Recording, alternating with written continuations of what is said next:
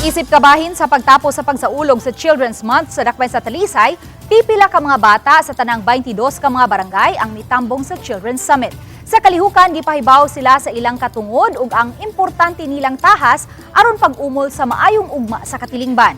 Matud ni Talisay City Mayor Samsam Gulyas nga sila sa kagamhanan dili lang naghatag sa mga gikinahanglan apan lakip na ang pagsiguro nga anaa sila sa luwas ug maamumahon ug child-friendly nga lugar. Sud na sa 20 ka tuig nga matag tuig makadawat og award ang Talisay City Government nga child-friendly city. Gitapos ang kasaulugan karong hapon sa City of Talisay halad sa kabataan, din mohatag og report si Samsam sa nabuhat sa kagamhanan alang sa kabataan. Gahapon nagkadayang talento usab ang gipakita sa mga daycare pupils nga nadagidad og 3 ug 4 anyos.